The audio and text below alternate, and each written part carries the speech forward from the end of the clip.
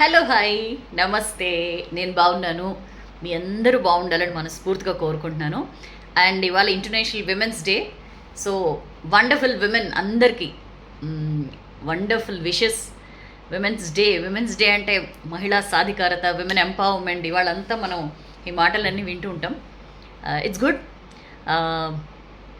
చాలా కష్టాలు పడి, అష్ట కష్టాలు పడి ఈ స్టేజ్ వరకు, అంటే అమ్మాయిలు మంచిగా చదువుకోవడం, ఉద్యోగం చేయడం, ఈ స్టేజ్ వరకు వస్తారు. So what I personally feel, అమ్మాయిలు ఇంకా పైకి రావాలి, ఇంకా ఎదగాలి అంటే వాళ్ళ లైఫ్లో ఉండే ప్రతి మగాడి ప్రోత్సాహం చాలా important. At the same time వాళ్ళ లైఫ్లో ఉండే ప్రతి ఆడవారి ప్రోత్సాహం కూడా చాలా చాలా important. It's equal important I feel. అంటే ఒక అమ్మాయికి సపోర్ట్గా వాళ్ళ ఇంట్లో నాన్న, అన్న, తమ్ముడు, లేదా పెళ్ళైన తర్వాత హస్బెండ్, తర్వాత పిల్లలు పుట్టాక కొడుకులు, వీళ్ళు ఎట్లనో అమ్మాయికి అమ్మ, చెల్లి, అక్క చెల్లెళ్ళు, తర్వాత అత్తగారు, ఆడపడుచులు ఉంటే వీళ్ళందరి సపోర్ట్ కూడా ఈక్వల్లీ ఇంపార్టెంట్. ఏది లేకపోయినా బ్యాలెన్స్ తప్పుతుంది. సో ఆడవాళ్ళు మరింత చేయూతగా ఉండాలని మనస్ఫూర్తిగా కోరుకుంటున్నాను.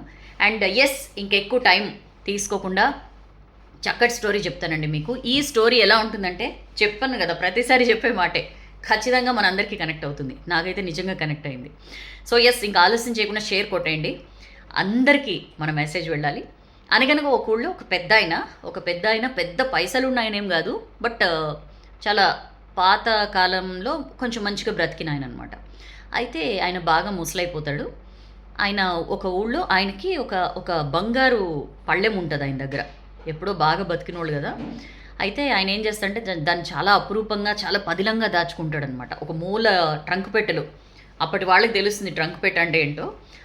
ఆ ట్రంక్ పెట్టెలో చాలా అడుగున పెట్టేసి దాని మీద అన్ని బట్టలు అవి ఇవి అన్నీ పెట్టేసి ఎవరికి తెలియకుండా, ఓన్లీ అతనికి, అతని వైఫ్కి మాత్రమే తెలుసు వాళ్ళ దగ్గర అది ఉందని, ఇంకెవరికి తెలియదు అనమాట. అయితే రోజు రాత్రి అపురూపంగా దాన్ని చూసుకుంటూ ఉంటాడు.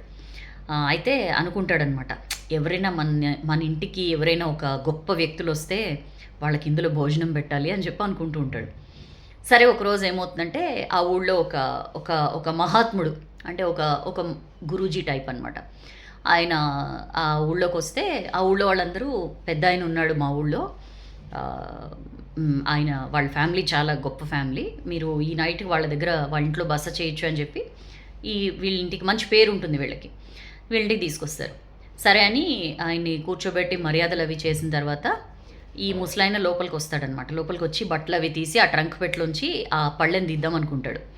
ఆ పళ్ళెని తీద్దాం అనుకుని, బంగారు పళ్ళెంలో పెట్టాలి, చాలా పెద్ద మహాత్ముడినా మన ఇంటికి వచ్చాడు భోజనంకి అని తీయబోతూ ఆలోచిస్తాడనమాట.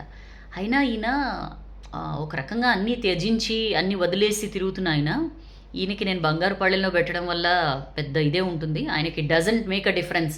ఆయనకు మామూలు విస్తరాకులో పెట్టినా బంగారు పళ్ళెంలో పెట్టినా ఆయనకి పెద్ద తేడా ఉండదు. సో వద్దులే, ఇంకెవరైనా గొప్పవాళ్ళే పెడదామని చెప్పి మళ్ళీ బట్టలన్నీ పెట్టేసి వచ్చేస్తాడు. మామూలుగా ఆయనకి మంచిగా మర్యాదలు అవి చేసి భోజనం అది తినిపించిన తర్వాత ఆయన వెళ్ళిపోతాడనమాట మరుసటి రోజు.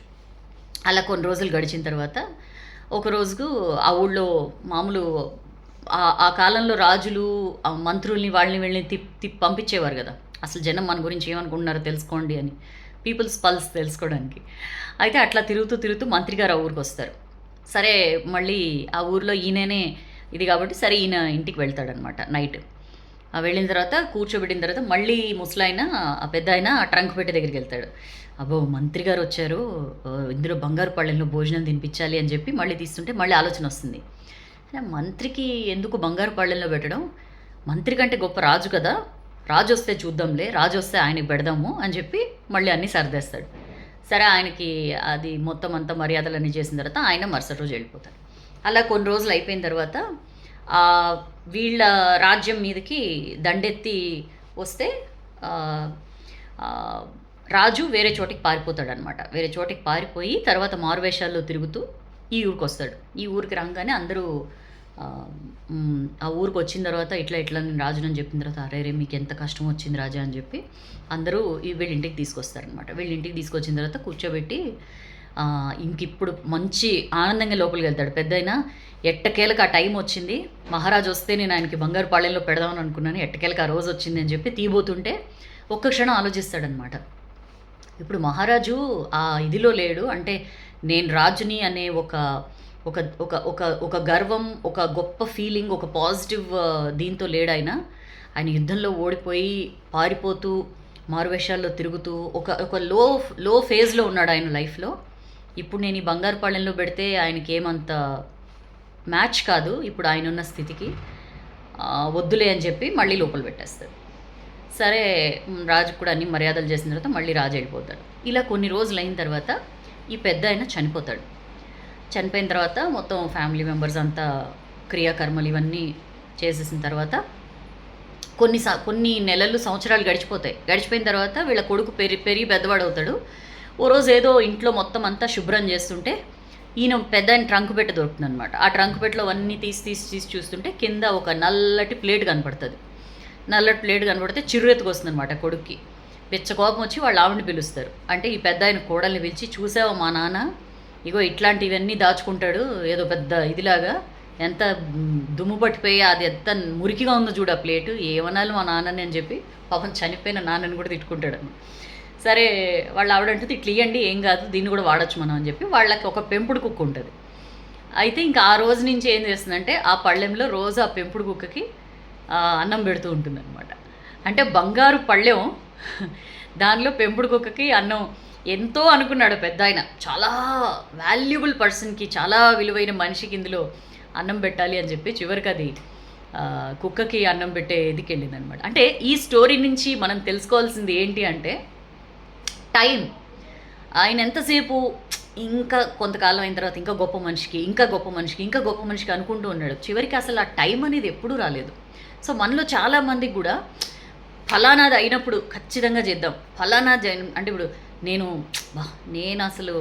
నెక్స్ట్ నా ప్యాకేజ్ 10 లక్షలు అయిన తర్వాత నేను అసలు అది చేస్తా, నా ప్యాకేజ్ 20 లక్షలు అయిన తర్వాత అది చేస్తా అని చెప్పి కొన్ని టార్గెట్స్ పెట్టుకుంటారు.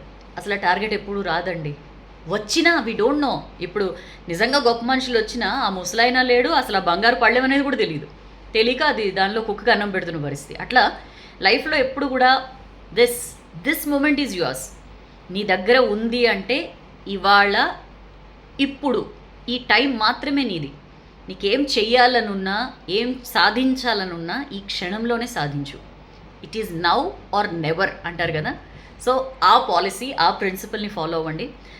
చాలా పోస్ట్పోన్మెంట్లు లేకపోతే టార్గెట్లు పెట్టుకోవాలి, అంబిషన్స్ ఉండాలి అచీవ్ చేయాలని.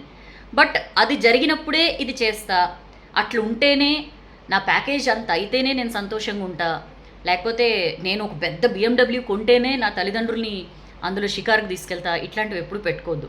తల్లిదండ్రులతో సంతోషంగా మాట్లాడినా, కూర్చుని ఒక గంట గడిపినా వాళ్ళు చాలా సంతోషపడతారు. సో చాలా బాగా అనిపించింది నాకు ఈ story. So now or never ఎప్పుడు గుర్తుపెట్టుకోండి.